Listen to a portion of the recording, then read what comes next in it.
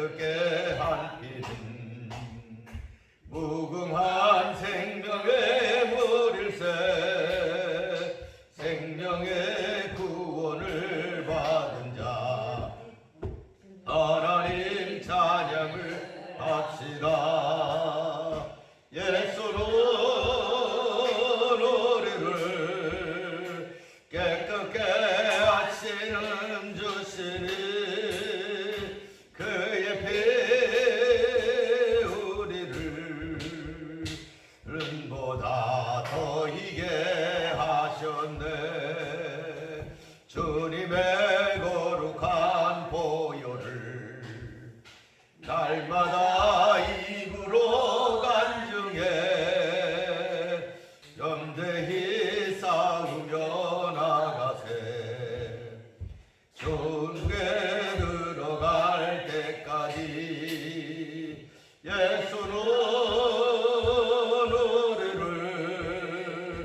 깨끗게 하시는 주시니 그의 피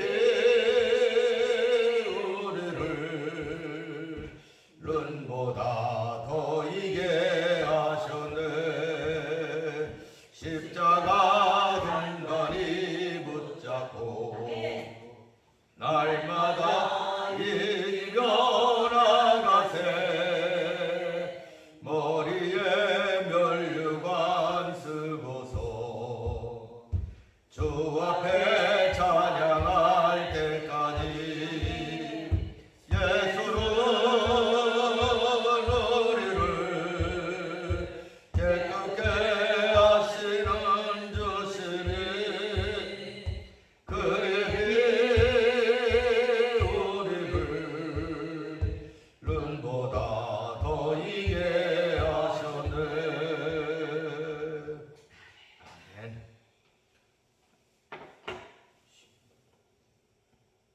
시간이 아직 좀 남았지? 하나 더 부릅시다.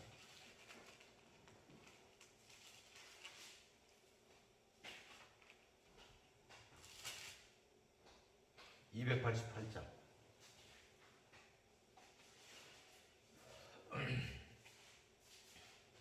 예수를 나의 구주 삼고 성령과 피로써 거듭나니 이 세상에서 내 영혼이 하늘의 영광 누리도다.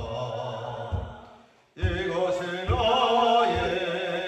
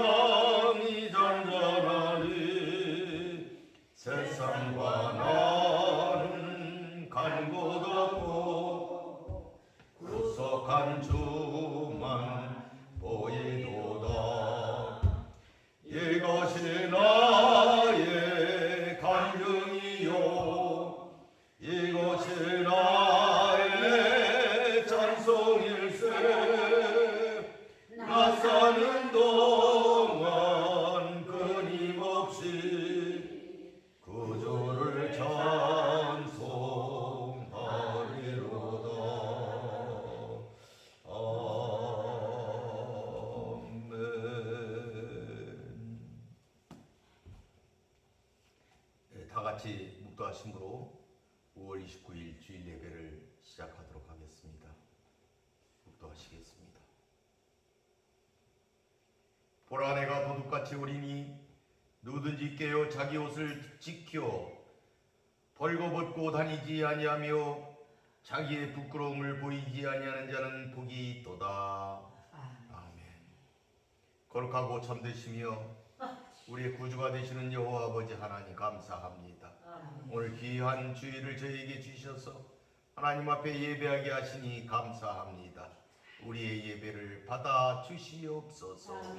우리들이 몸과 마음과 정성과 물질과 모든 것을 바쳐 하나님을 사랑하고 하나님을 예배하오니 우리가 예배 가운데서 우리의 삶을 살아가게 하여 주시옵시고 오늘 드리는 예배가 하나님의 응답하시는 귀한 예배가 되게 하여 주시옵소서.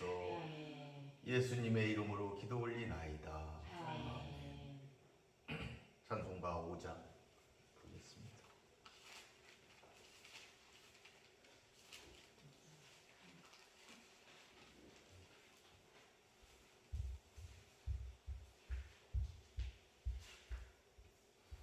이 전지가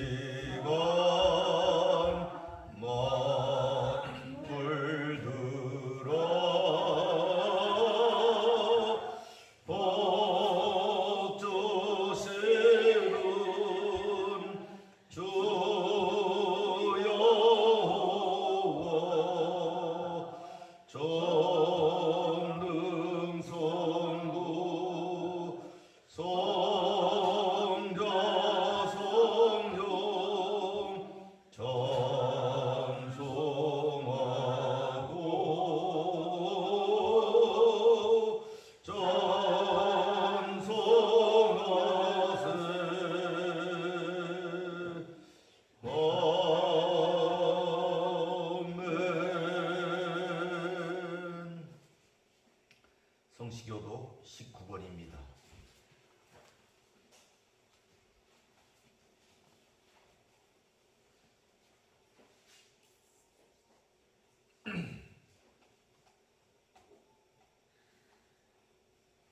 시편 32편입니다. 허물의 사함을 받고 자신의 죄가 가려진 자는 복이 있도다. 마음에 간사함이 없고 여호와께 정죄를 당하지 아니하는 자는 복이 있도다. 내가 입을 열지 아니할 때에 종일 신음함으로 내 뼈가 쇠하였도다. 주의 손이 주야로 나를 누르시오니 내 주에게 빠져서 여름 가물에 마름같이 되었나이다. 주께 내 죄를 아뢰고 내 죄악을 숨기지 아니하였더니 곧 주께서 내 죄악을 사하셨나이다. 이로 말미암아 모든 경건한 자는 주를 만날 기회를 얻어서 주께 기도할지라. 진실로 홍수가 범람할지라도 그에게 미치지 못하리이다. 주는 나의 은친처 이로우니 환난에서 나를 보호하시고 구원의 노래로 나를 부르시리이다. 너희 의인들아 여호와를 기뻐하며 즐거워할지어다. 마음이 정직한 영이라 다 즐거이 외칠지어다. 아멘. 사도신경으로 우리의 신앙을 고백하겠습니다. 전능하사 천지를 만드신 하나님 아버지를 내가 믿사오며 그의 아들 우리 주 예수 그리스도를 믿사오니 이는 성령으로 잉태하사 동정녀 마리아에게 나시고 본디오 빌라에게 고난을 받으사 십자가에 못 박혀 죽으시고 장사한 지 사흘 만에 죽은 자 가운데서 다시 살아나시며 하늘에 오르사 전능하신 하나님 우편에 앉아 계시다가 저리로서 산자와 죽은 자를 심판하러 오시리라. 성령을 믿사오며 거룩한 공회와 성도가 서로 곁하는 것과 죄를 사하여 주시는 것과 몸이 다시 사는 것과 영원히 사는 것을 믿사옵나이다. 아멘. 찬송 19장 부르겠습니다. 이 찬송 부르신 후에 우리 최양숙 권사님 기도해 주시겠습니다. 19장입니다.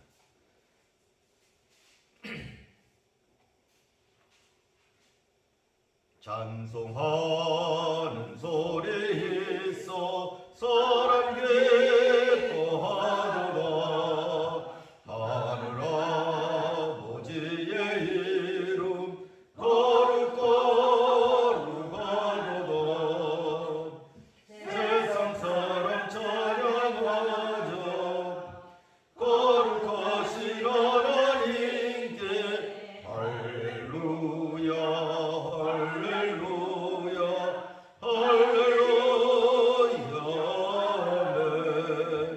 아멘 하나님의 나라 권세 영원토록 있도다 하나님의 영광 나라 거룩거룩하도다 하늘 보좌 계신 주님 세상 주관하시도다 할렐루야 할렐루야 할렐루야 아멘 하나님의 크신 섭리 그 뜻대로 되도다 우리 아버지의 뜻은 거룩거룩하도다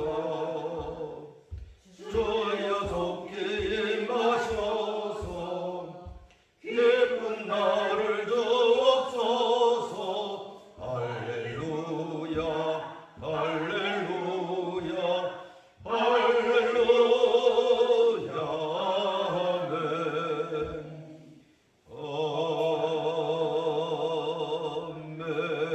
아멘 자비하시고 거룩하신 아버지 하나님, 은혜와 사랑을 진심으로 감사를 드립니다. 오늘 거룩한 성일을 저희에게 허락하여 주시옵시고 저희들이 연약하고 부족하지만 아버지 하나님께서 이 건지함 기도원에다가 교회를 세워주시옵시고 아버지 방주 기도원을 또한 세워주시옵소서 저희들이 이곳에서 예배드리고 하나님을 찬양할 수 있는 은혜를 베풀어 주심을 진심으로 감사를 드립니다. 하나님께서 역사하시는 아버지 하나님, 저희들이 이 자리에 와서 두세 사람이 모여서 예배를 드릴지언정 앞으로는 이 자리가 차고 넘치는 자리가 되게 하여 주시옵소서. 이런 방에 예수를 안 믿는 사람이 많이 살고 있사오니 이 사람들에게 전도하고 이 사람들을 끌어서 이 자리를 채워주시고 하나님 앞에 영광 돌리게 하시고 다 구원받는 백성을 만들 수 있도록 사랑하는 우리 또한 목사님에게 능력의 두루매기를 입혀 주시옵소서. 믿습니다 아버지 하나님이여 능력의 종으로서 아버지 하나님 이곳이 하나님 곳이 아름다운 장소가 되게 하시고 부흥 발전하는 장소가 되게 하여 주시옵소서. 믿습니다 아버지 자손들을 다 이것을 모아서 하나님 앞에 예배드리는 저희들이 다 되게 하여 주시옵소서. 아버지 하나님 믿습니다. 아버지 하나님 이 자리에 끌고오지 못했습니다. 아버지 저희들의 연약함을 용서해 주시고 앞으로는 이 자리를 아버지 다 와서 하나님 앞에 예배드릴 수 있는 자손들을 만들어 주시옵시고 이 근방에 있는 사람들을 다 이끌어서 이 자리에서 하나님을 찬양할 수 있는 축복을 주시옵소서. 자리하시고 걸어가신 아버지 하나님이여 믿습니다. 이 나라의 민족을 기억하여 주시고 하나님께서 대통령을 세워주신 하나님 진심으로 감사를 드리옵나이다. 아버지 하나님 이 나라를 세우기 위하여 이 나라를 살리시기 위하여서 하나님께 하나님의 종을 아버지 택하셔서 아버지 하나님이여 대통령을 삼아주셨사오니 아버지 이 나라를 살려주시옵시고 저 북한 땅을 통일할 수 있는 축복과 능력을 베풀어 주시옵소서. 아버지여 내 고향에 모든 아버지 나의 친척들이 많이 살고 있습니다.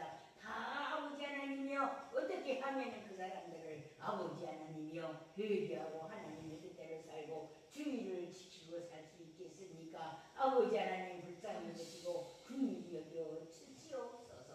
아버지 하나님의 조카 아버지 증명시기가 있습니다. 하나님 아버지여 도와주시옵소서. 그가 아버지 하나님 앞에 예배를 드려야 되는데 그 자리에는 예배드리는 장소가 없을 것 같사오니 하나님 아버지여 그에게 믿음과 성령을 부어주시옵시고 김야고 김여환 아버지 하나님의 자리에 옳게 아버지 하나님의 생명이 살아가면은 아버지 하나님여 앞에 예배드리는 축복을 주시오기를 간절히 바라고 원하고 기도드리옵나이다. 아버지 하나님의 불쌍히 것이옵소서. 성령님이 역사하여 주시옵소서. 이 나라를 잘 세워서 하나님의 뜻대로 사는 나라로 하나님 만들어 주시옵기를 간절히 바라고 원하고 기도드리옵나이다.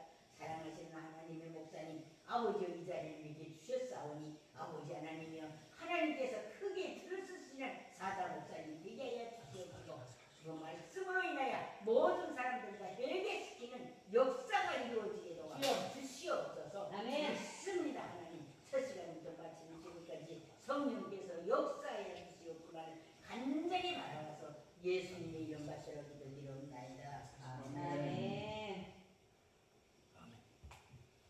오늘 말씀은 베드로 후서 1장입니다. 오늘 말씀은 베드로 후서 1장이 되겠습니다. 베드로 후서 1장 1절에서 11절까지입니다.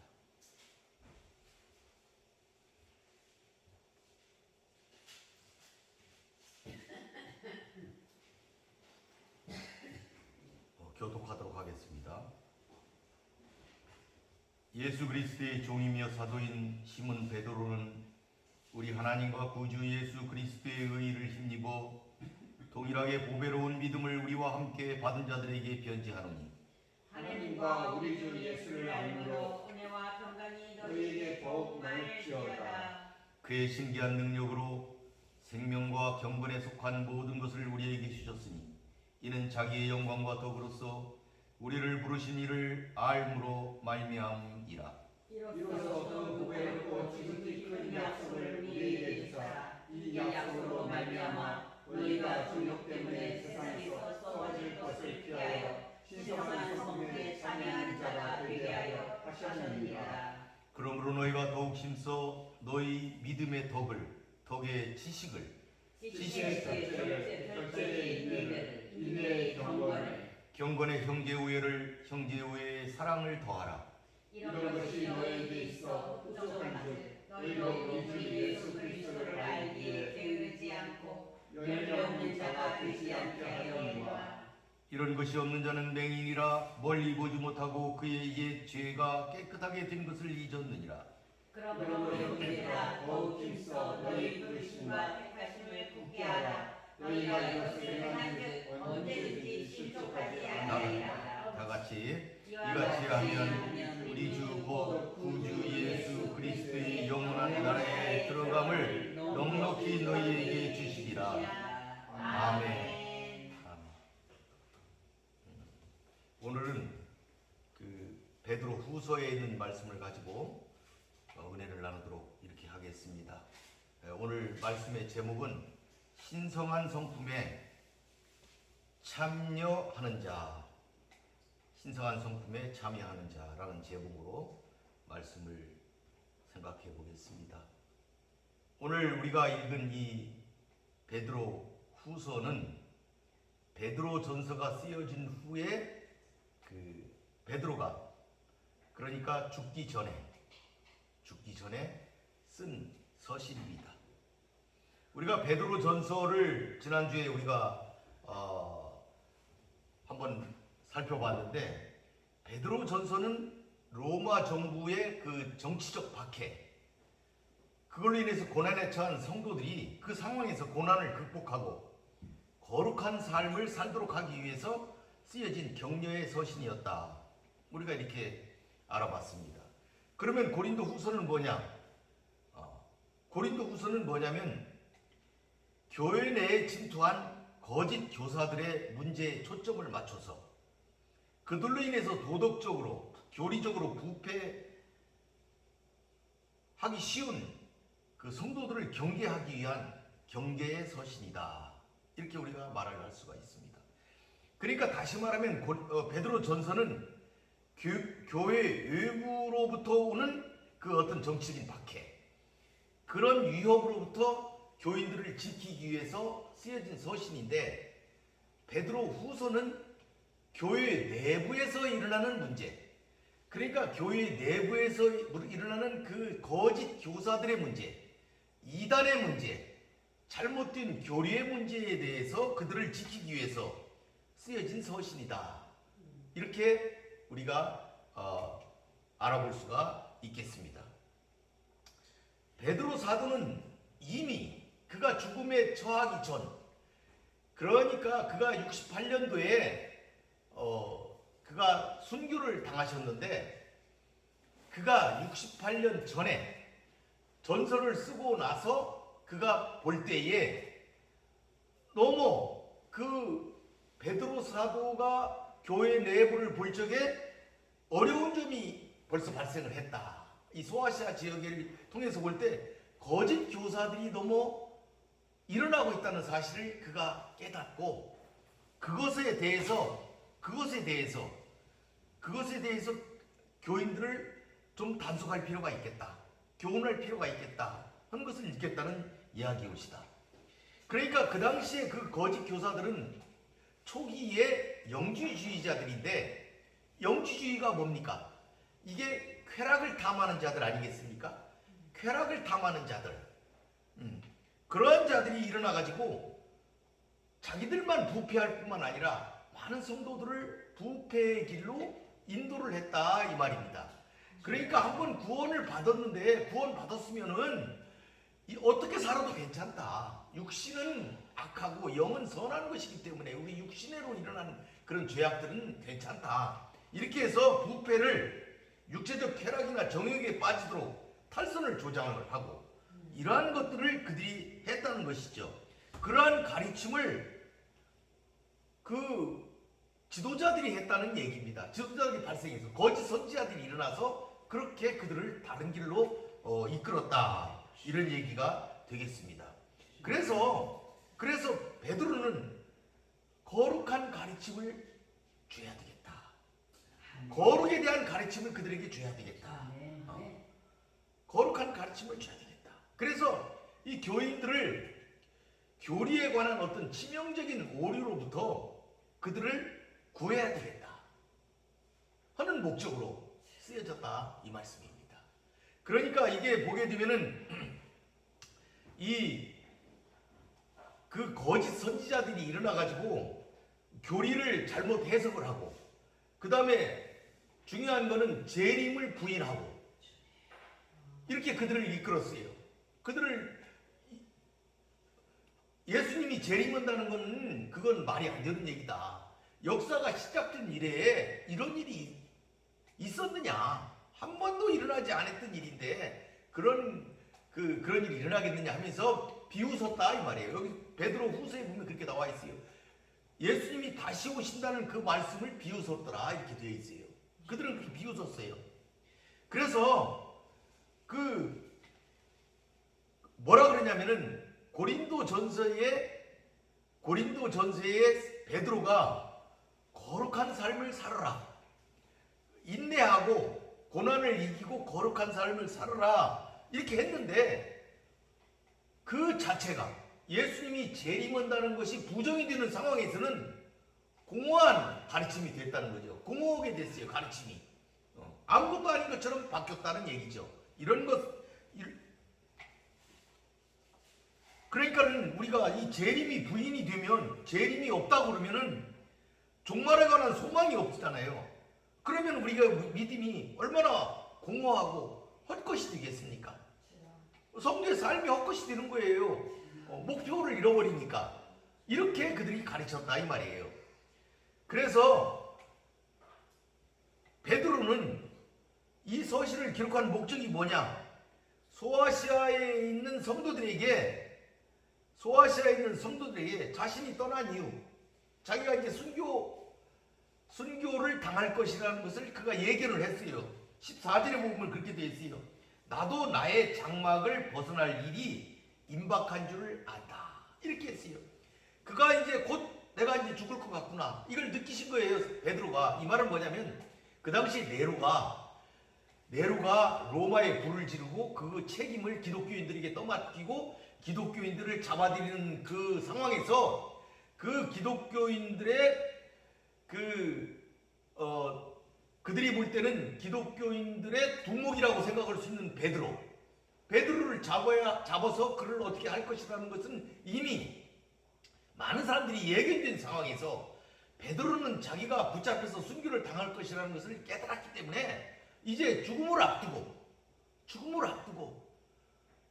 정말로 이 성도들에게 무언가를 글을 써서 그들을 가르쳐야 되겠다. 왜 가르쳐야 되겠느냐? 여러분 베드로후서 맨 마지막에 끝절을 한번 보십시다. 맨 마지막 절 3장 18절에 보면 오직 우리 주 곧 구주 예수 그리스도의 은혜와 그를 아는 지식에서 자라가라. 그리스도에 관한 지식을 그들에게 알려줘야 되겠다. 그리스도에 관한 지식을 참된 지식을 그들에게 가르쳐서 그들이 그런 악한 길에 나쁜 교훈에 빠지지 않고 예수를 바라보면서 소망을 가지고 다시 오실 재림의 그리스도를 기다리는 소망 가운데서 그들이 승리하는 삶을 살아야 되겠다는 것을 베드로가 알았기 때문에 그렇게 하려면은 예수 그리스도를 아는 지식에 그들이 자라가야 되겠다. 알아야 되겠다. 알아야지 그것을 이기고 나갈 수가 있겠구나 해서 그 글을 써야 되겠다. 이런 목적에서 그가 이걸 썼다. 이런 말이 되겠습니다. 그 당시에 나온 거짓 교사들이 어떻게 사는 건 중요치 않다. 이런 식으로 가르치는 거예요. 오늘날에도 그렇죠. 오늘날에도 예수 그리스도의 복음에 대해서 어떤 과학적인 어떤 현상이나 어떤 과학적인 것을 들이대면서 우리 기독교의 진리가 맞지 않다. 이렇게 가르치는 자들. 그리고 예수님이 다시 오신다는 말을 지금도 제대로 믿지 않는 그런 많은 선생들이 있어요. 그런 선생들이 지금도 있습니다. 교회 내에도 있어요. 지금도 예수님이 2000년이 됐는데도 안 오셨는데 그게 뭐 언제 오신다고 그러느냐. 이 베드로 후서에 베드로가 쓴 글과 똑같은 얘기를 지금도 하는 자들이 있다는 얘기죠. 그리고 그런 신앙이 참된 신앙인 것처럼 뭔가 수정하고 뭔가 고치고 뭔가 현실에 맞게 이렇게 바꾸어가면서 우리 기독교를 이끌어야 된다고 생각하는 그런 분들도 지금도 있다는 얘기죠. 그런 이단들이 지금도 있거든요. 그래서 베드로는 그와 같은 자들에게 경계하기 위해서 뭔가를 아는 그리스도를 아는 지식이 필요하다는 것, 재림에 대한 지식이 필요하다는 것, 그것을 그가 깨닫고 그것을 알려줄 목적으로 이런 글을 썼다.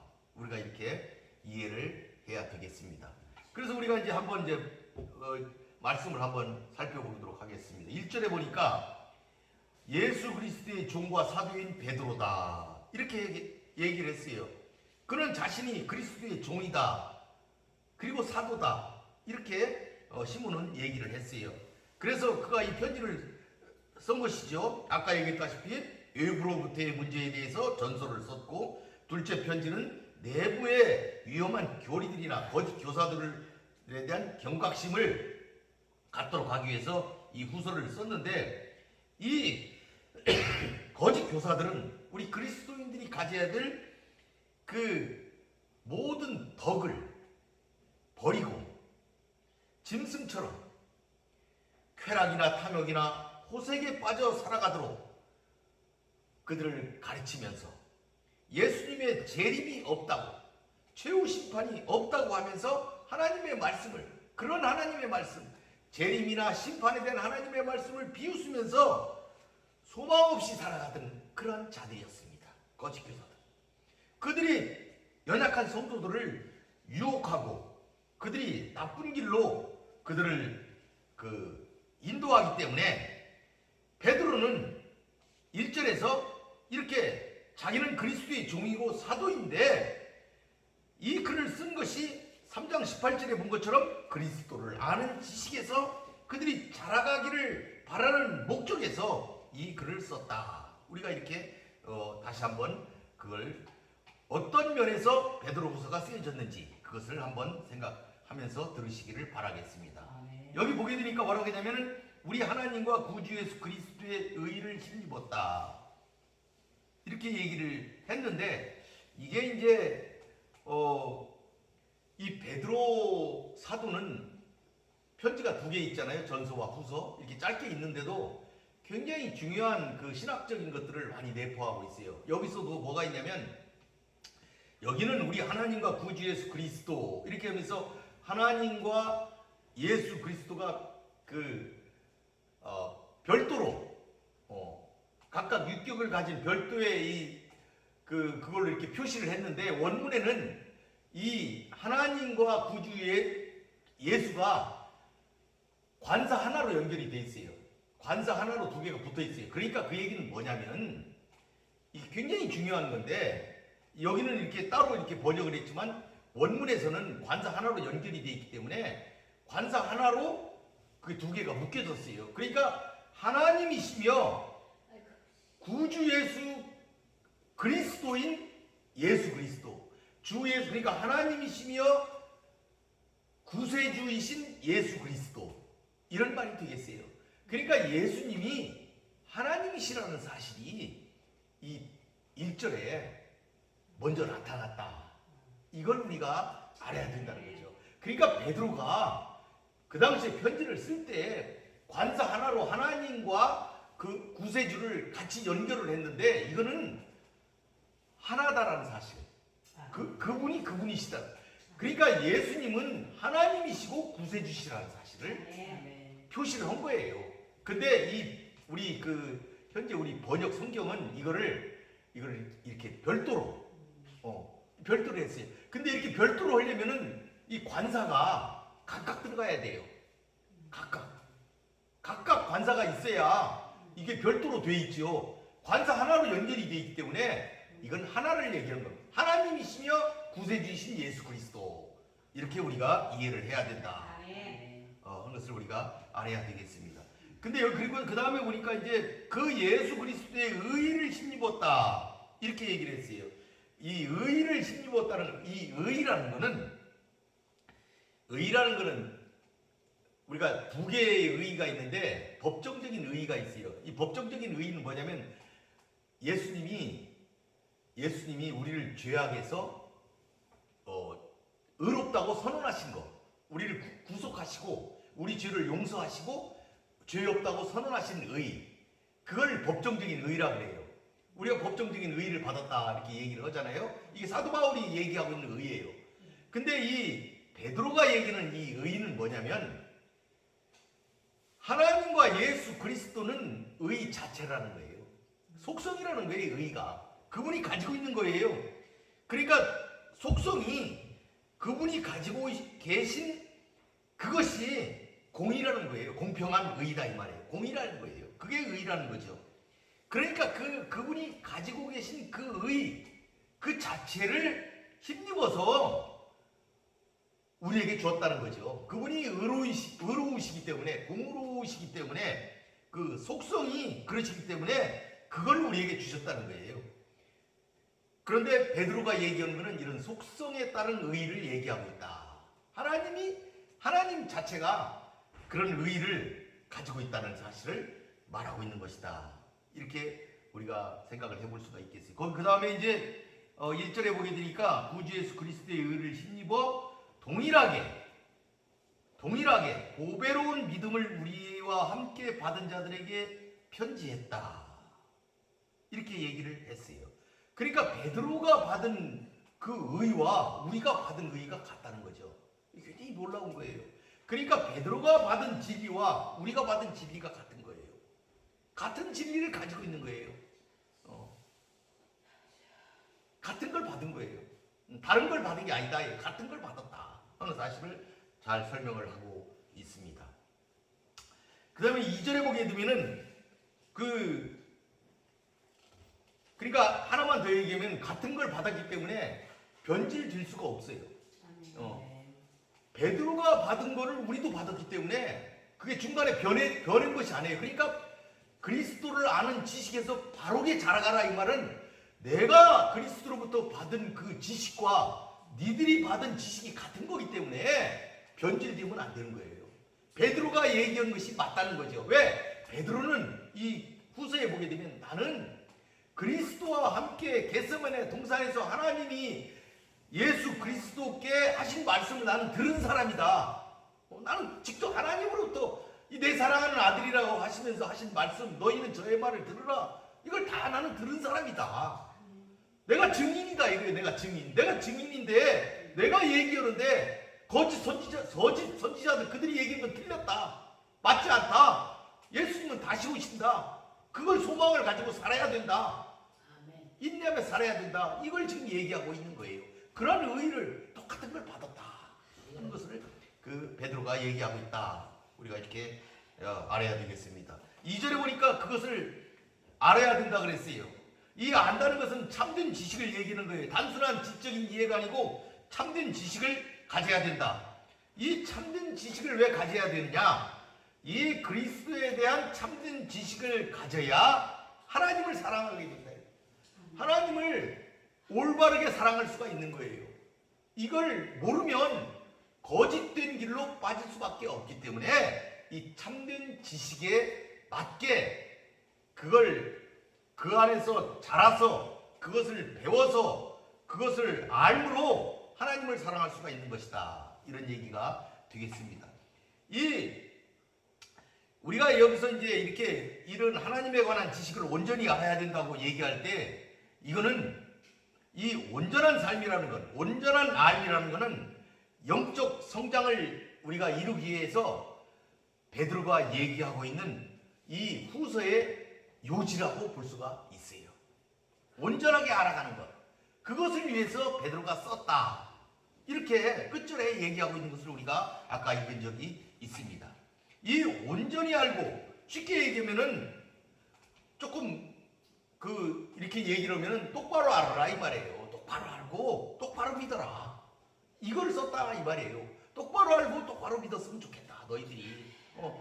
내가 얘기하는 것, 나는 증인이다. 나는 하나님의 음성도 들었고 예수 그리스도를 만나서 함께 배우고 자랐는데 내가 얘기하는 것이 맞다는 사실을 거듭 강조하고 있다. 우리가 이렇게 이해를 하면 되겠습니다.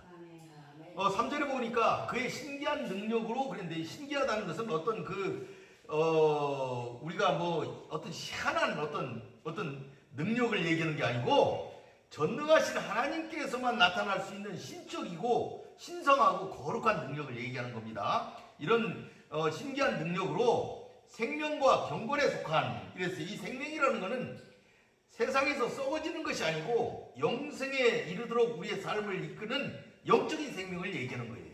영적인 생명을 얘기하는 것이다. 우리가 이렇게 알아야 되겠고, 그 다음에 경건에 속한, 이랬어요. 참된 생명과 경건에 속한, 이 우리가 경건이라는 단어에 대해서 우리가 조금 연구를 할 필요가 있어요. 이 베드로의 후서에 보니 경건에 대해서 많이 나오고, 이 성경에는 경건에 대한 얘기들이 많이 있는데, 그럼 경건이 뭘까? 경건이 뭘까? 이걸 우리가 잘 이해를 할 필요가 있어요. 경건한 삶을 살아라. 경건해라. 뭐 이런 얘기를 우리가 많이 듣잖아요. 그럼 경건이 뭘까? 이 경건이라는 거는 문자적으로 얘기하면은 올바르게 하나님을 예배하는 것. 이게 경건이에요. 올바르게 하나님을 예배하는 것. 이게 경건이다. 문자적으로는. 그러니까 이거는 뭐냐면은 하나님을 공경하는 것. 하나님을 공경하는 것. 그리고 공경하기 위해서 그러니까 신실한 이 하나님을 공경하기 위해서 하나님을 향한 종교적이고 도덕적인 삶의 방식이다 이 말이에요. 하나님을 공경하는 것과 이를 위한 삶의 방식이 경건이다. 이 경건이라는 것은 그러니까 우리가 살아가는 방식이에요. 하나님을 향한 방식이에요. 그걸 경건하다는 거예요. 이걸 바꿔 얘기하면 뭐냐면 신성한 성품에 참여하는 것이다. 이렇게 베드로는 말하고 있어요. 신성한 성품에 참여하는 것. 우리가 신성한 성품에 참여하는 것. 그것이 경건한 삶의 방식이다. 그리고 그게 경건이다. 그러면 이게 신성한 삶에 우리가 참여를 하려면은 이게 어디에 연관이 되면 그리스도의 재림하고 맥이 닿아 있다 하는 걸 알 수가 있어요. 그리스도의 재림을 바라보는 자만이 확실한 목표의식이 있기 때문에 그러한 삶의 방식을 따라 살아갈 수가 있다는 거죠. 그래서 이거는 재림하고 관련이 있다 하는 사실을 우리들이 알아야 되겠어요. 우리가 그런 게 있잖아요. 지혜로운 다수처녀와 어리석은 처녀 얘기 나올 때 지혜로운 처녀는 뭐예요? 지혜로운 처녀는 신랑이 올 때 기름을 준비했고, 지혜롭지 못한 처녀는, 어리석은 처녀는 기름 준비를 못했기 때문에 신랑이 올 때에 그 잔치에 들어갈 수가 없었지요. 지혜로운 처녀만이 그 길을 다 갔을 때에, 그 신랑이 왔을 때에 그 잔치에 참여했다. 이렇게 우리가 그 예수님의 비유에서 알 수가 있잖아요. 경건한 삶의 방식으로 신성한 이러한 그러한 성품, 신의 성품, 신성한 신의 성품, 신성한 성품에 참여하는 것이 기름을 준비하는 것과 같다는 거죠. 이런 삶을 살아가는 것, 이런 경건한 삶을 살아가는 것, 이것이 기름 준비한 것이다. 이렇게 볼 수가 있고, 조금 더 나가서 얘기하면 신의 성품에 참여한 이런 삶의 방식, 경건한 삶의 방식이 예배다. 이렇게 얘기할 수가 있습니다. 우리는 아까 처음에 예배라 그랬잖아요. 처음에는 뭐라 그랬어요? 올바르게 예배하는 것을 우리가 경건이라고 그랬는데, 우리가 예배라 그러니까 이렇게 모여서 찬송하고 기도하고 성경 듣고 이렇게 하는 것만을 예배라고 우리가 얘기할 수가 있는데, 이런 것도 포함된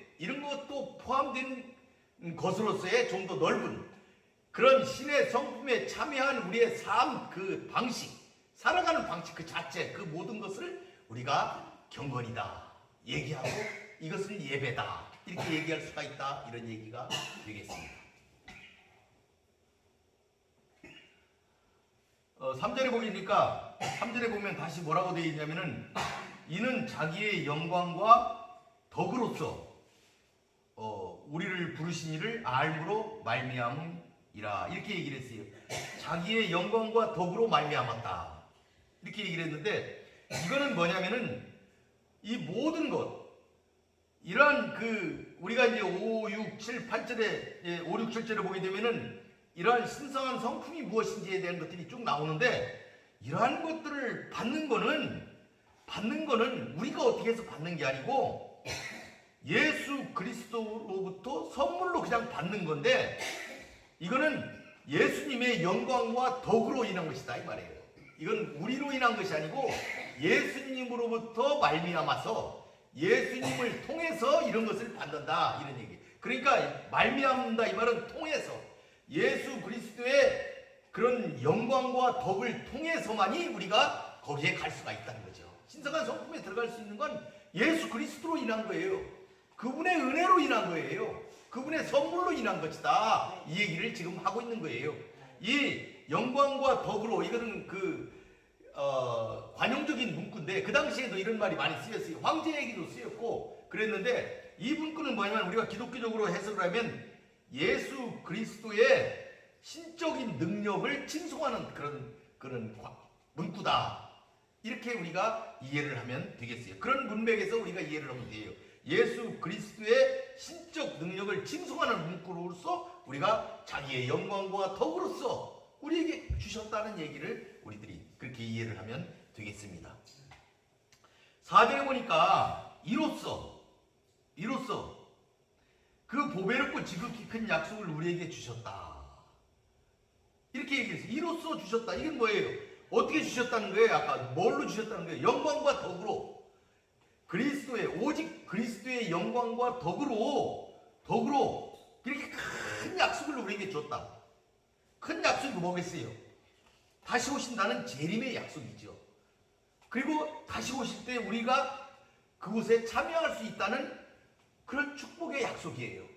그러니까 예수님은 다시 오시고 혼인잔치를 하시는데, 그 혼인잔치에 우리가 초대받아서 들어갈 수 있다는 것, 그러니까 우리가 구원받을 수 있다는 약속입니다. 그러니까 예수님은 다시 오신다는 것, 그리고 우리는 그때 구원받을 수 있다는 그 큰 약속, 그 약속을 우리에게 주셨다는 거죠. 그런 큰 약속을 주셨다. 그래서 거기 보니까 썩어질 것들이라고 그랬어요. 거기 보면은 4절에 보면 썩어질 것을 피해라 그랬어요. 썩어질 것을 피해라. 이런 약속을 주었으니까, 이렇게 큰 약속을 너에게 주었으니까 누가? 예수 그리스도께서 은혜로 우리에게 주신다. 주었으니까 너는 어떻게 해야 되냐? 썩어질 것을 피해라. 썩어질 것을 피해라. 이렇게 얘기를 한 거예요. 이 도덕적 부패라고 우리가 얘기할 수가 있는데 육체적인 부패, 정신적인 부패 이런 걸 다 포함하고 있는 그런 문구라고 우리가 볼 수가 있습니다. 다시 보게 되면 그래서 이런 걸 썩어질 것을 피하게 되면 어떻게 되냐? 신성한 성품에 참여하는 자가 된다는 것이죠. 신성한 성품에 참여하는 자가 될 수 있다는 거예요. 신성한 성품에 참여하는 자가 돼야 된다. 그러니까 이건 적극적인 것을 얘기하는 거예요.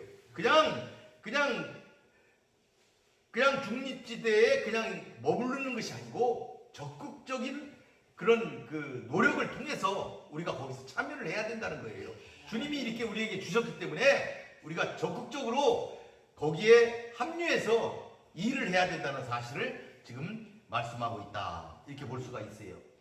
5절에서부터 7절까지를 우리가 보게 되면은 이런 그 위대한 약속, 큰 약속, 4대로 보면 큰 약속이라고 했잖아요.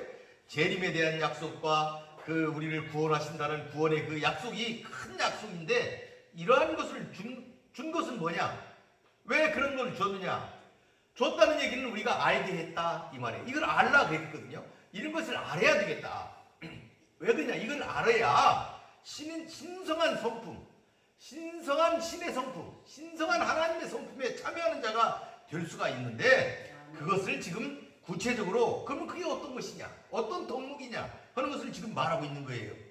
구체적인 그런 미덕의 덕목을, 열매를 지금 설명하고 있다. 5절에서 7절까지는 이렇게 볼 수가 있고 8절에서 9절은 뭐냐면은 8절 9절은 이러한 덕목을 우리들에게 이렇게 권면을 했는데 이것을 제대로 받은 자는 어떻게 되느냐? 너희가 이렇게 이런 덕목을 주셨는데 그런 큰 약속을 주셨는데 그 그리스도를 통하여 주신 이 큰 이와 같은 약속을 받으려면은 이런 덕목에 참여해가지고 열매를 맺어야 되는데 이런 열매를 맺은 자들, 이런 덕목을 받은 자들, 그런 자들에게는 긍정적인 면에서 받은 자는 어떻게 되느냐? 흡족해서 열매를 맺는 자들이 될 수가 있는데 9절에는 그걸 받지 못한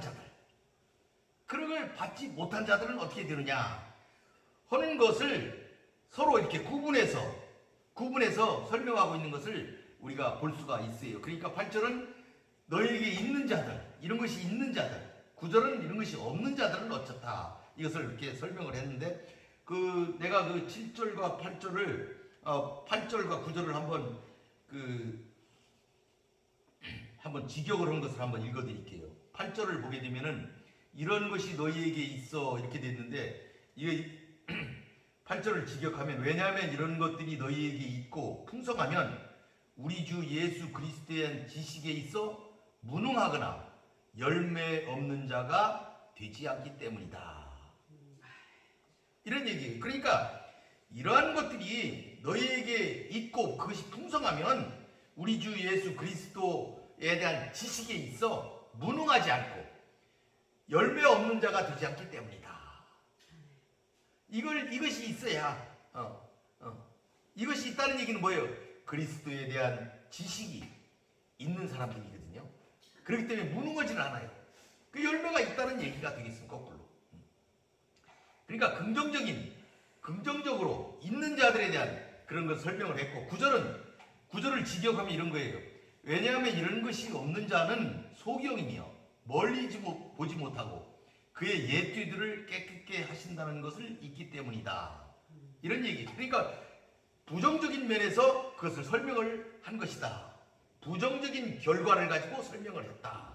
이렇게 우리가 이것을 왜 그러면 이렇게 긍정적인 면과 부정적인 면을 가지고 이와 같은 것을 설명을 했느냐 하는 것은 이러한 그 예수 그리스도의 큰 약속에 참여하는 자가 되려면 반드시 이런 덕목이 필요하다는 것을 설명하기 위해서, 그리고 이런 설명을 듣고 성도들이 결단을 해서 그 길에 나아가기를 바라는 사도 베드로의 그 간절함이 이와 같이 설명을, 긍정적인 때는 이렇고 부정적인 때는 이런데 너희들 어떨 거냐, 긍정적으로 그러한 곳에 들어가서 살아야 될 거 아니냐, 그러한 미덕들을 너희들이 가지고 있어야 될 거 아니냐 하는 것을 이렇게 설명을 했다, 이렇게 우리가 볼 수가 있겠습니다. 그러면 우리가 한번 그 5절, 6절, 7절을 간단하게 한번 알아보도록 하겠습니다. 여기 보게 되면은 믿음이라고 그랬어요. 처음에 믿음의 덕을, 그래서 믿음이 되어 있는데, 믿음이라는 것이 보면은 기초적인 덕목이에요. 그러니까 이 모든 덕목의 기초는 믿음이에요. 믿음에서 시작하는 거예요. 믿음에서 시작한다는 것을 우리가 볼 수가 있어요. 그러면 믿음에서 시작했는데 끝은 어디에서 끝났어요? 맨 밑에 보니까 사랑에서 끝난 거예요. 믿음에서 시작해서 사랑으로 끝을 맺는 거예요, 이 덕은. 그러니까 이 믿음이라는 것은 기초적인 건데 밑바탕이 되는 거예요. 그리스도인의 삶의 밑바탕은 우리 주 예수 그리스도를 믿는 믿음에서 시작하는 것이다 하는 것을 얘기를 하고 있다. 그래서 믿음의 덕을 이랬어요. 덕을. 이 덕이라는 거는 많은 덕목들이 나와 있지만, 이 덕이라는 뭐예요? 도덕적인 어떤 탁월성을 얘기한다. 이 덕이라는 건 그리스도 자신의 덕을 얘기하는 거예요. 그리스도 자신의 덕이에요. 그렇기 때문에 그리스도를 닮음으로써만이 이런 덕을 우리가 배울 수가 있다. 그리스도를 배워야 된다. 그리스도를 닮아야 된다 하는 것을 우리가 이해를 해야 되겠어요. 왜 그러게 했냐면은 그리스도를 닮아야 성령의 열매를 맺을 수가 있고 하나님을 영화롭게 할 수 있고 이와 같은 것을 해야 그 길에 설 수가 있기 때문에 그런 거예요. 이게 신약의 특징이에요. 신약의 덕의 특징이 이런 거예요. 이 덕이라는 건 그리스도 자신을 얘기하는 거예요. 이걸 배워야 된다는 것, 닮아야 된다는 것, 따라가야 된다는 것, 그래서 하나님을 영화롭게 해야 된다는 것, 그것이 덕이다. 우리가 이렇게 이해를 해야 되겠습니다. 그 다음에 보니까 덕의 지식을 이랬어요. 그러니까 우리가 볼 때에 덕이 이제 있어야 되는데, 그 덕에도 어떤 그 지식을 더해야 돼. 그리스도를 아는 지식으로 무장을 해야 된다, 이런 얘기가 되겠어요. 그러니까 덕스러운 생활에 필요한 하나님의 뜻과 목적에 대한 식견력이 있어야 돼. 구체적인 삶 속에서 하나하나 터득해가는 실제적인 지혜가 있어야 된다, 이 말이에요. 우리 삶 속에서 하나하나 터득해 나가는데 필요한 실제적인 지혜가 있어야 되는데 그게 지식이다, 이렇게 설명을 하고 있어요. 그 다음에 그 절제를 얘기를 하고 있어요. 지식은 있어도 절제가 있어야 된다. 이 절제는 뭐예요? 자제력을 얘기하는 건데요. 이 자제력은 이 자가 훈련을 통해서 이제 이루어지겠죠. 이거는 무절제한 육체적 방종을 삼가라는 것을 절제다, 이렇게 설명을 했어요. 그러면 절제 후에는 뭐가 있어야 돼요? 인내가 있어야 된다. 인내가 있어야 된다. 인내라는 건 어떤 어려운 상황을 피하지 않고 자기 자리를 지키는 것, 그게 인내인데, 자기 자리를 지키는 거예요. 자기의 사상이나 자기의 생각이나 자기의 것을 지키는 것이 인내겠죠. 그걸 지키기 위해서 인내하는 거 아니겠어요? 인내를 포기하면 어떻게 돼요? 그냥 휩쓸리겠죠. 자기가 이제 인내를 하는 건데, 이건 하나님의 약속에 대한 굳은 신앙에서 인내가 나온다, 우리가 이렇게 볼 수가 있겠습니다. 왜 그러면 이런 얘기를 했느냐? 그 당시에 거짓 선지자들로 인해서 믿음이 흔들린 자들이 너무 많은 거예요. 인내하지 못하는 거예요. 떠나는 자들까지 있어요. 그래서 베드로가 인내해야 된다. 인내해라. 그리스도의 신앙에서 벗어나지 마라. 그 인내를 얘기를 했다. 그렇게 역설을 했다, 이렇게 볼 수가 있습니다. 우리가 자기를 통제하는 그 절제력이 있다 해도 이를 끝까지 유지하기 위해서는 인내가 필요해요. 절제력을 가지고 있어도 끝까지 견디려면 인내가 필요하다는 것. 그래서 인내가 있어야 된다, 이렇게 그 베드로가 그 절제 후에 인내를 얘기를 했다, 이렇게 얘기를 하고 있습니다. 그러면 인내 후에는 뭐가 있어야 되냐? 경건이 있어야 되겠다. 경건이 있어야 되겠다. 절제하고 참는 것만 있어서는 안 되고 하나님에 대한 경외심으로 그 뜻 아래 겸손하게 복종하는 삶의 태도를 우리가 가지고 있어야 된다. 하나님께 대해 취해야 될 올바른 관계로 신실한 하나님을 향한 종교적이고 도덕적인 삶의 방식으로 들어가야 된다. 그곳에 있어야 된다. 경건해야 된다. 하나님의 뜻에 따라서 집중해서 실천하며 공경하며 살아야 된다 하는 것을 경건이라는 단어로 설명을 했다. 우리가 이렇게 볼 수가 있겠습니다. 그런데 거기 보면 경건 후에 형제 후에 사랑을 더하라 이렇게 얘기를 했어요. 그런데 이제 우리가 이제 알 수 있는 건 경건하면 그러면 다 되는 것이 아니야 이렇게 얘기를 할 수가 있는데 왜 베드로는 형제 사랑을 여기다 썼을까? 어째서 형제 사랑을 썼을까? 우리가 이걸 한번 그 의도를 생각해 볼 필요가 있습니다. 이 믿음 안에 있는 지체들이 사랑해야 된다는 것은 참된 제자의 특징입니다. 베드로가 하나님을 향한 덕목, 그 중요한 경건 뒤에 형제 우애를 말하는 것은 경건에 치우치다 보면, 지나치게 경건에만 치우치다 보면 형제의 사랑이라는 덕목을 무시하고 그것을 그냥 지나칠 수가 있다는 거죠.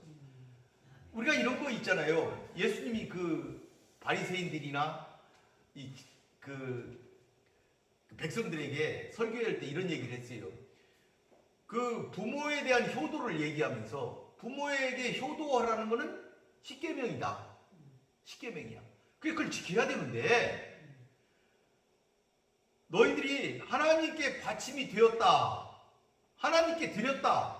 하나님께 드려야 된다. 하면은 부모를 섬기는 것을 이렇게 건너뛰는 그것을 니들이 하면서도 계명을 지켰다고 그러느냐. 부모에게 효도해라. 부모에게 순종하라. 부모를 섬겨라 이랬는데 이거 하나님께 드렸어요 하면은 다시는 부모에게 안 드려도 되는 것처럼 부모에게 드릴 거를 하나님께 드렸다 이렇게 함으로써 그거를 그냥 부모에 대한 의무를 소홀히 하는 것, 그것을 지적할 때가 있잖아요. 그러니까 우리가 하나님께 대한 것을 열심을 내어서 그것을 열심히 그것이 중요하다 해가지고 그걸 나가다 보면 그와 같이 우리가 간과할 수가 있다. 지나칠 수가 있다는 것. 그러니까 그걸 얘기한 거예요. 니들이 경건해라 그러니까 하나님께 대한 경건, 그런 삶, 그런 것들로 니들이 가다가 형제 사랑을 놓칠 수가 있다. 형제 사랑을 놓칠 수가 있다. 사랑만큼 중요한 것이 없는데 그것을 놓칠 수가 있다. 가장 중요한 사랑을 놓칠 수가 있다. 이 얘기를 베드로가 그들에게 알려주고 말하고 싶었던 것을 우리가 볼 수가 있다. 볼 수가 있겠어요. 그러니까 믿음으로 시작된 그리스도인의 덕목은 사랑으로 완성이 되는 거예요. 여기서 말하는 이 사랑이라는 것은 아가페를 얘기하는 건데 이 아가페는 근본적으로 그 기원이 하나님께 있어요. 하나님께 있는 것이다 이 말이에요. 그러니까 이 아가페라는 사랑은 우리들의 인격에서 나오는 게 아니에요. 하나님의 인격에 의해서 우러나온 것이다. 그 근본이 하나님께 있다는 사실을 우리들이 깨달아요. 그 기원은 하나님이에요. 우리가 아니라는 것. 그 사랑으로 우리들이 귀해야 된다. 돌아가야 된다. 그 사랑으로 가야 된다. 하는 것을 알 수가 있어요. 왜 그러느냐? 사랑의 본체이신 하나님께서는 독생자 예수 그리스도를 이 땅에 보내주셨어요. 그러니까 이 사랑에는, 아가페의 사랑에는 전적인 희생이 들어가 있는 거예요. 이 사랑이라는 것은 그냥 말로만의 사랑이 아니고 전적인 희생이 그 사랑이라는 단어 속에 내포되어 있다. 왜? 이 사랑은 하나님께로부터 기원했기 때문에 예수 그리스도가 그 친구를 위하여 목숨을 바쳤던 그 전적인 희생의 사랑이 그 속에 들어있다는 것이죠. 이런 사랑으로 들어가야 된다.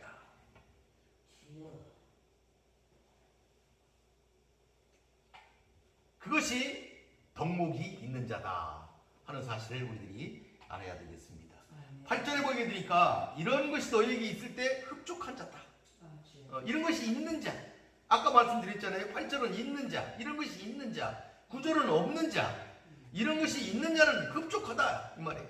흡족하다. 신성한 성품에 참여한 자다. 이런 얘기가 되겠습니다. 9절에는 이런 것이 없는 자. 이런 것이 없는 자는 신성한 성품에 참여하지 않은 자를 얘기하는 건데, 이러한 것이 없는 자는 거짓 교사들의 특징을 그대로 보여주고 있다. 거짓 교사들의 그와 같은 것들을 보여주고 있다. 그런 것을 우리가 볼 수가 있어요. 그걸 우리가 볼 수가 있어요. 오직 육체를 따라 더러운 정욕 가운데서 행하는 삶을 사는 자들이다. 그래서 여기 뭐라 그러냐면 영적 소경된 자들이다. 영적으로 소경된 자들이다. 이렇게 9절에 말씀하고 있습니다. 맹인이다. 맹인. 영적인 소경이다 이 말씀을 하고 있는 거예요. 그래서 10절에 보게 되면은 그러므로 형제들아 더욱 힘써서 더 힘써서 이렇게 얘기를 했어요. 더욱 힘써라. 더욱 정진해라. 이런 얘기가 되겠지요.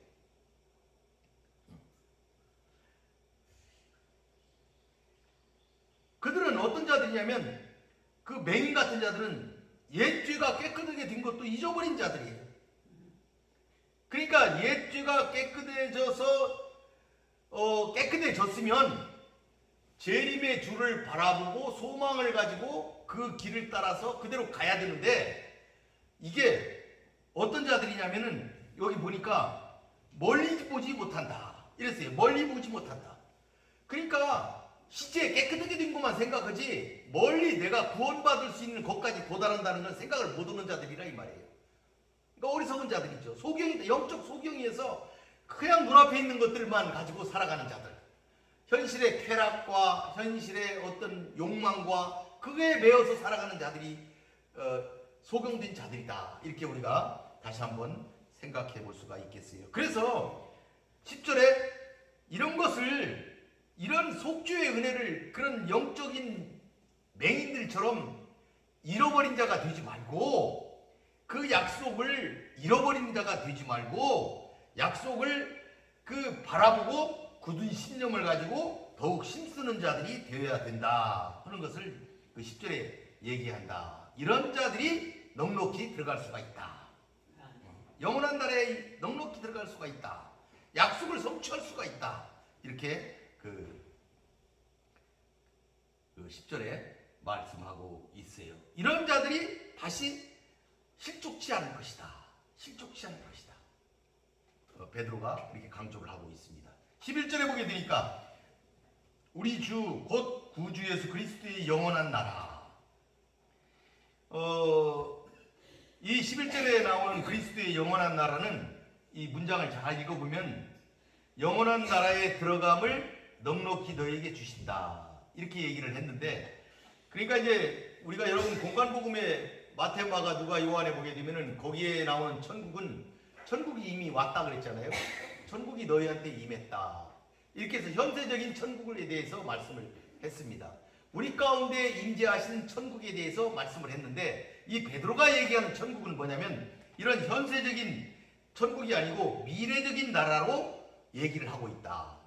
미래적인 나라로 얘기를 하고 있다. 왜 미래적인 나라로 얘기하고 있냐면 재림의 성취를 말하기 때문이다. 재림의 성취를 이루라. 이것을 그 성도들에게 말씀하기 위해서 미래적인 나라로 이 천국을 묘사하고 있다는 사실을 우리들이 이해를 해야 되겠다. 이런 얘기를 우리가 볼 수가 있겠습니다.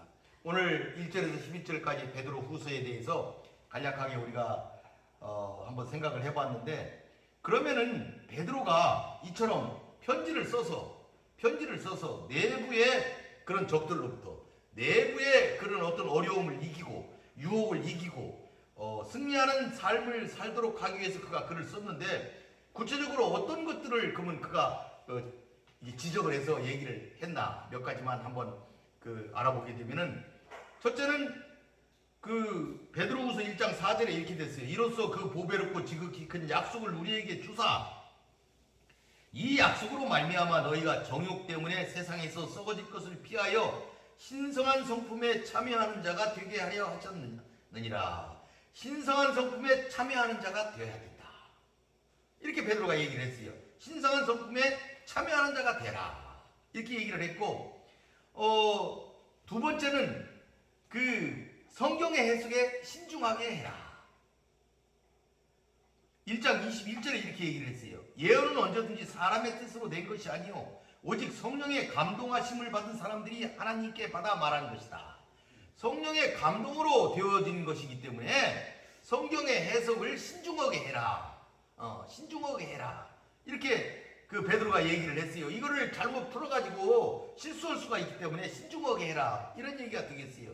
그러니까 그리스도를 아는 지식에 자라가라 그랬는데, 그렇게 그리스도를 아는 지식에 자라가려면 성경을 마음대로 해석해서는 안 된다.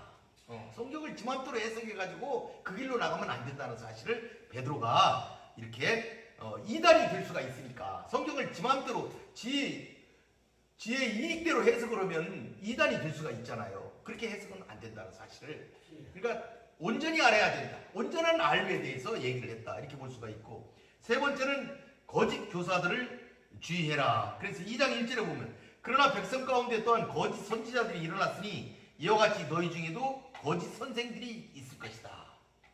그들은 멸망을 취하는 자들이다. 이렇게 했어요. 거짓 선지자들을 주의해야 된다. 왜? 그들을 따라가다가는 기름을 준비하지 못한 다섯 처녀처럼 어리석게 되기 때문에 그들을 주의해야 된다 하는 사실을 얘기를 했고, 그 다음에 네 번째는 주의 재림이 확실하다. 이 얘기를 했어요.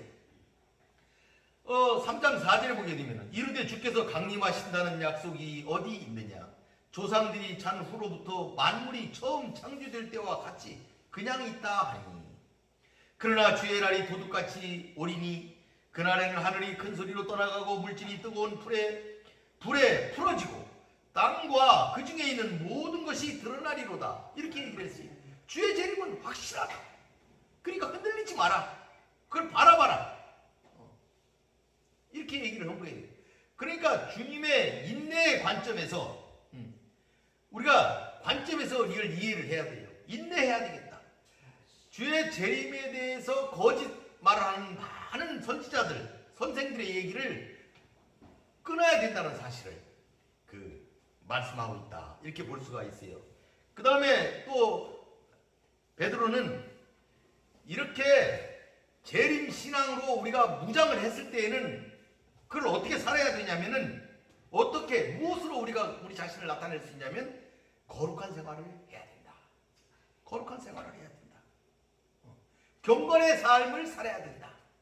이 얘기를 했어요. 재림 신앙은 경건한 삶을 사는 것이다. 이런 말이 되겠습니다. 오늘 말씀을 맺도록 하겠습니다. 베드로는 성도들에게 동일하게 보배로운 믿음을 함께 받은 자라고 편지에서 인사말에서 얘기하고 있어요. 우리가 베드로와 같은 진리를 받았다는 그런 얘기입니다.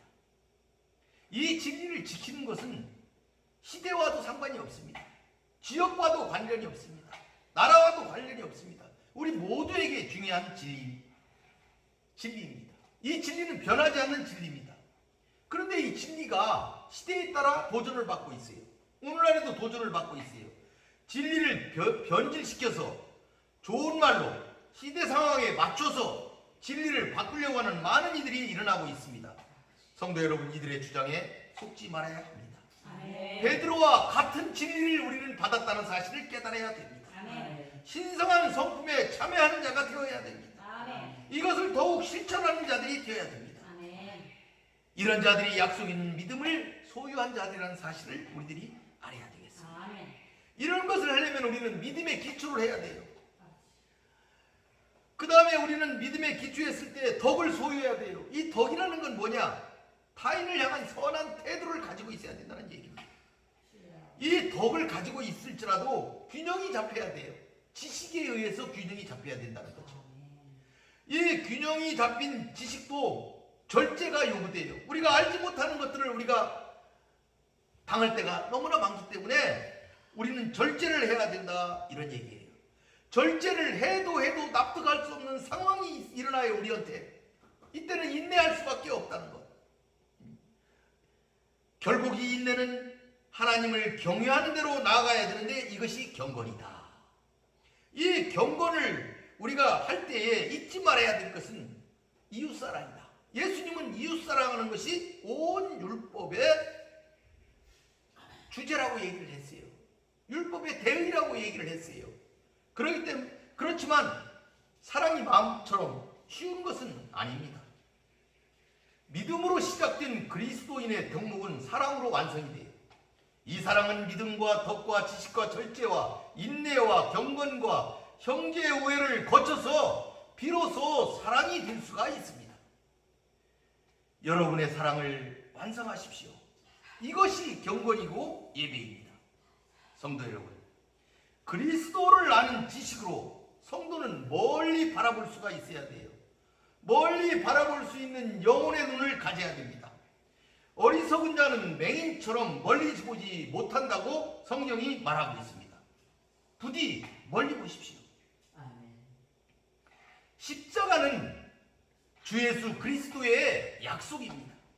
멀리 십자가의 약속을 보고 멀리 하나님 나라에 들어갈 것을 바라봐야 합니다. 그래서 지혜롭고 충성된 종으로서 여러분 모두 신성한 성품에 참여하는 자가 되어서 하나님의 은총을 받는 여러분이 되시기를 축원드리겠습니다. 말씀을 마치도록 하겠습니다. 기도하겠습니다. 고맙고 감사하신 여호와 아버지 하나님, 오늘은 노사도 베드로가 그 죽음을 앞에 두고 소아시아에 있는 많은 형제들 함께 하나님의 지식을 받은 자들, 하나님의 은혜를 입은 자들에게 격려하면서 그들을 위로하면서 그들에게 용기를 주면서 흔들리지 말 것을 부탁하는 베드로 후서의 말씀을 가지고 우리가 기억을 해보았습니다. 자비하신 하나님, 베드로의 그 간곡한 부탁대로 그리스도의 신성한 성품에 참여하는 자가 되어서 경건의 생활을 통하여서 그리스도가 말씀하시는 사랑을 완성하는 귀한 저희들이 될 수 있도록 주님 돌보아 주시옵소서. 말씀 속에 살아가게 하여 주시옵소서. 흔들리지 않게 하여 주시옵소서. 멀리 십자가를 바라보게 하여 주시옵소서. 그리하여 승리하는 삶으로 나아가는 우리 모두가 되게 하여 주시옵소서. 이 어렵고 힘든 말세에 아버지 하나님이여, 우리 신앙을 지키고 그것을 아버지 하나님이여 전파하는 것은 너무나도 어려운 일이지만 이 모든 것은 하나님께로부터 주어지고 하나님이 우리에게 허락하시고 하나님이 이끄시는 줄로 믿사오니 방주 기도원을 통하여 이 교회를 통하여 하나님의 일을 성취하는 저희들 모두가 되게 하여 주시옵소서. 주께서 우리와 함께 하시고 주께서 우리에게 은혜를 주실 줄로 믿고 바라와서 예수님의 이름으로 기도드리나이다. 아멘.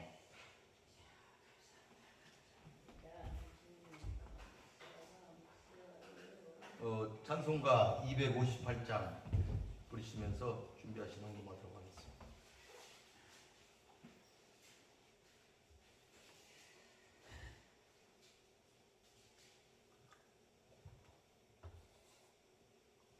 샘물과 같은 보혈은 주님의 피로다.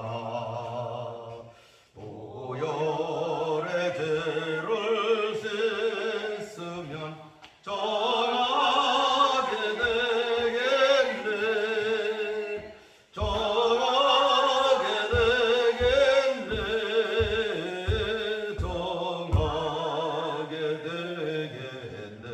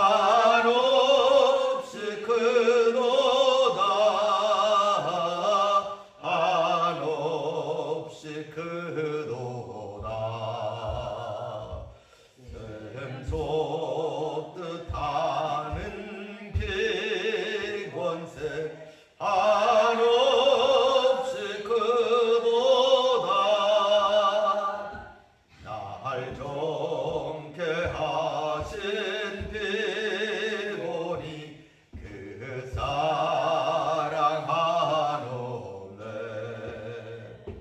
살 동안 받는 사랑을 늘 찬송하겠네.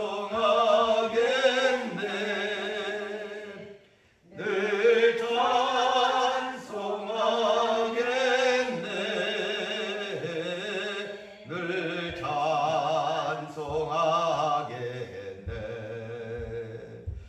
날 동안 걷는 사람을 늘 찬송하겠네. 이후에 천국 올라가 더 좋은 노래로 날 구속하신 은혜를 늘 찬송하겠네. 늘 찬송하겠네. 늘 찬송하겠네. 날 구속하신 은혜를 늘 찬송하겠네.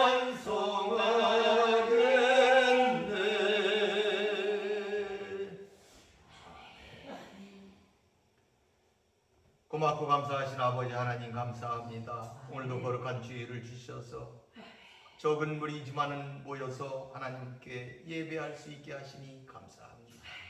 자비하신 하나님이 오늘 예배를 통하여 하나님께 더욱더 나아가기를 원하며 신령한 성품에 참여하기를 원하고 있사오니 아버지여 우리에게 은혜를 베풀어 주시고 우리를 강하게 하시고 우리를 인도하사 거룩한 길에 아버지 하나님이여 서게 하여 주시옵소서. 경건의 생활을 통하여 그리스도가 우리에게 준 덕목을 실천하며 하나님께 영광 돌리는 삶으로 거룩한 예배의 자리로 나아가게 하여 주시옵소서. 이제 순서에 따라 저희들이 적은 물질을 바쳤사오니 이 물질이 하나님 사업에 귀히 쓰이는 귀한 재화가 되게 하여 주시옵소서. 바친 손길들을 축복하여 주시옵소서. 11조로 감사로 여러가지